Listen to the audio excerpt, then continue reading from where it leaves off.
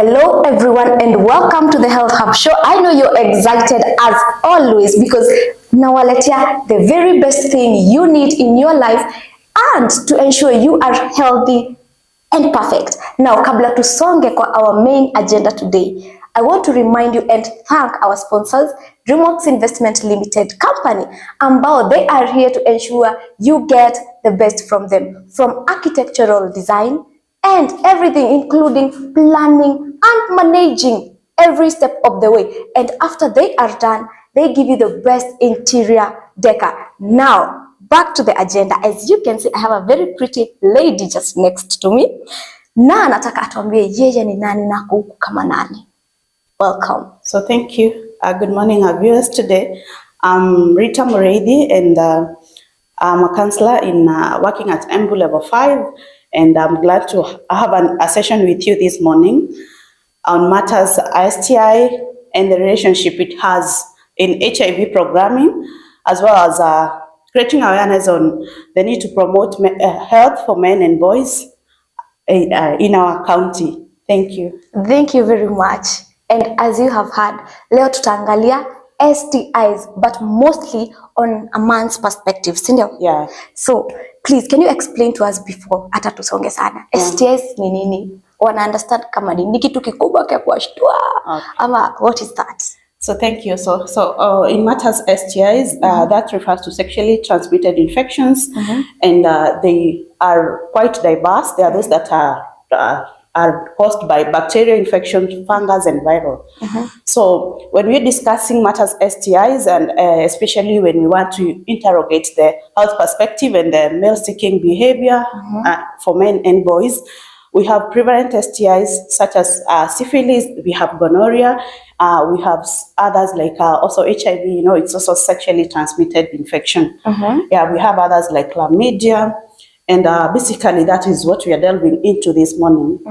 Yeah. So now let's go direct to the point. Yeah. Kwa wanaume, what are the common diseases when it comes to sexuality zinawapatanga sana sana?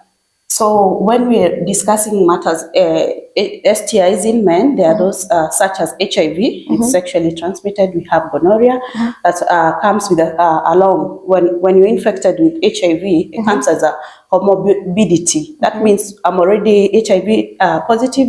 Again, in the course of the disease progression into AIDS, you also get comorbid. Comorbid means you have another underlying condition like gonorrhea. We also have others like syphilis.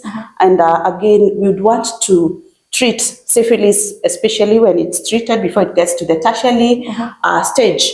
It's treatable, and when it progresses to the tertiary stage, then the person might even suffer or go mad. Yeah, so it's good for men and boys to seek help when they get something like maybe a discharge on their genitals, they get an ulcer, or they have itchiness or a burning sensation when they are going to pass urine. Now, speaking of that, can you tell us, are there more symptoms to these diseases? Ama ningoje tu niende nikatestiwe? Ama ningoje when it worsens? Is there something that I can tell? Like nikiona hivi earlier enough, I should seek medication ama medical attention.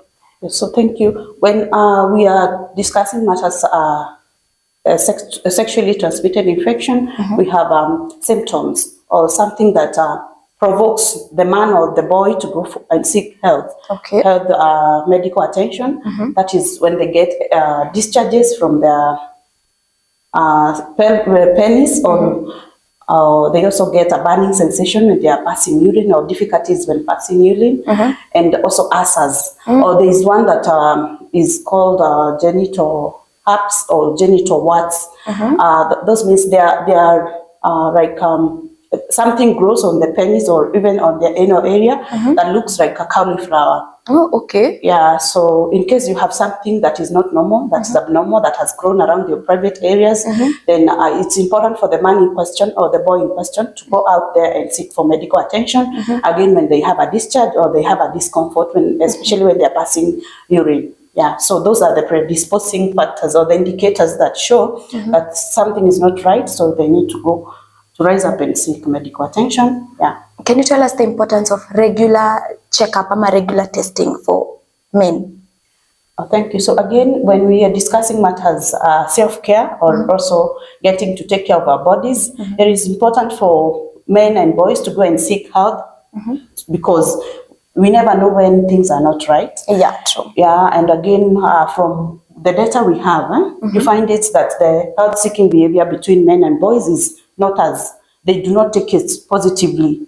Na ile aspect ya mwanaume ni kujikaza. Yeah, and also the issue of men don't cry, you know, it might be affecting their egos when they start now going out to seek for medical attention. But we encourage them to go and seek medical attention because they never know. They cannot just sit there and maybe self-medicate themselves. So we are saying that if you have a discharge, you have a difficult passing urine, you have warts or growths around, or STIs. STIs are wounds, vidonda, ukipata kidonda, ama unatoa usaha, ama kuna kitu imemea ambayo si ya kawaida, maybe ukuzaliwa nayo, ni vizuri waende watibiwe, watestiwe na pia watibiwe kulingana na ni shida gani ambayo itakuwa imewaadhiri wakati huo. Yeah. Tukiongelelea kwa yenye yanaonekana juu, hayo ndio yanaonekana, those are the physical symptoms. Let's come to AIDS and HIV and AIDS. How appropriate is it to go for testing? Thank you. So again, we are campaigning for and also having activities gearing to the World AIDS Day. So it is important for someone when they are sexually active to go out and have themselves tested for HIV because we also, depending on the behavior that one has been practicing initially, we know there are behaviors that predispose us to HIV. That is in case you're sexually active and also you're having sexual intercourse without using condom. And again, you might be having multiple sexual partners and also having sexual partners of unknown status, of course. That's already a predisposing. It creates vulnerability for you to contract HIV. And again, that's why we are pushing for someone, as soon as they know they're sexually active, it's good for them to go out there and get themselves tested just to clear the air and also be sure that they are okay. And again, when they are also tested, then they know they are okay. They are also taken through a counseling and guidance session where it's a personalized or client-centered approach to their behavior change. It's purely client-centered. So the client or the man and boy in question works with the counselor to make sure that they are able to come up with a risk reduction plan for the specific man or boy in question, so that they work through their problem. Since they are able to identify with the risks or the risky behavior they've been practicing initially, they are now tested, they are negative. Negative means they are not infected with HIV.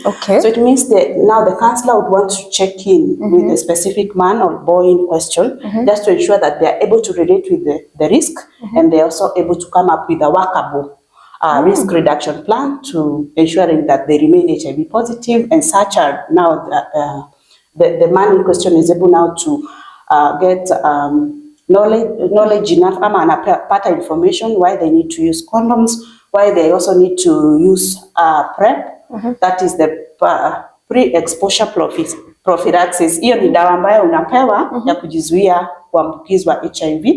Na pia hii dawa inakuwa mara mbili, kuna ile ambayo unameza kila siku for as long as uko na risk.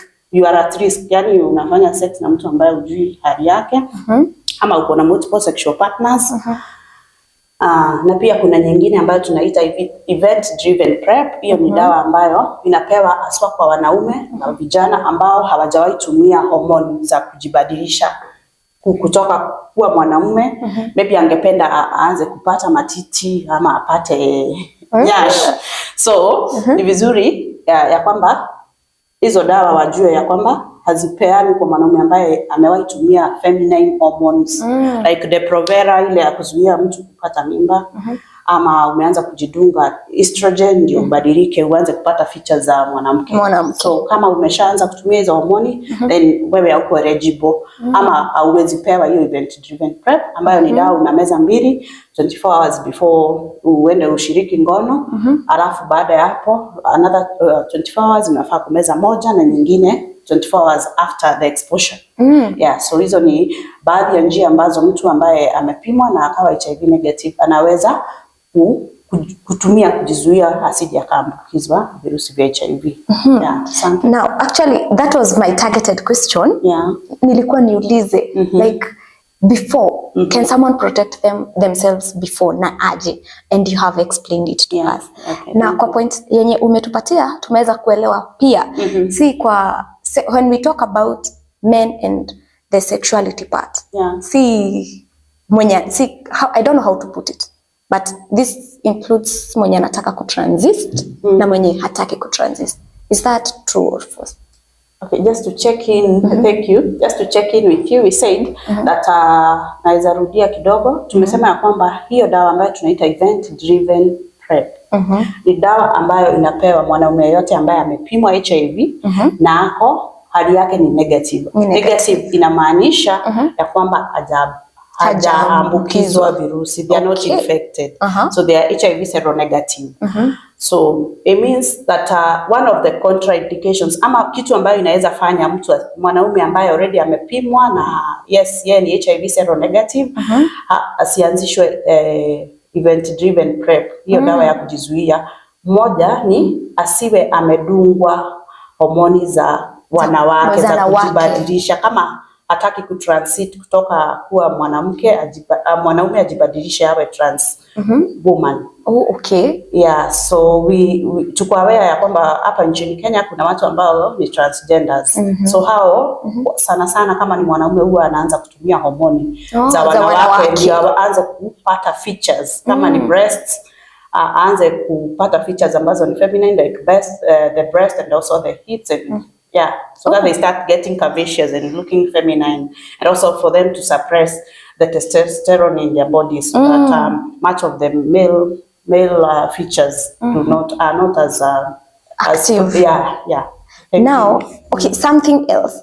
We need to discuss the impact of STDs kwa the reproductive system, and not just the reproductive system. Tunataka kujua if not treated, how far can it go? Ama how bad could it be? But before we get to that, nataka kukumbusha hawa watu usisonge. This is your learning time, na usijifiche. I know maybe hautaki ku come out or you don't want to speak about it. So we have the health experts always, anytime and ready anytime, right? So usisonge, we need to learn more and understand more. Not just for men but also for females. Juu unaweza pata your man has the problem but you've not discussed it, ama hamja come out, ama mnaogopa ku come out. This is your place and this is your session. So as we go for a break, don't turn off and stay tuned. And I will remind you again, don't invest with the wrong people. That is why we have DreamWorks Investment Limited Company covering your space. That interior decoration you need, they are here for you and they will give you the best. Yani turning dreams into reality. So usisonge again. This is the Health Hub.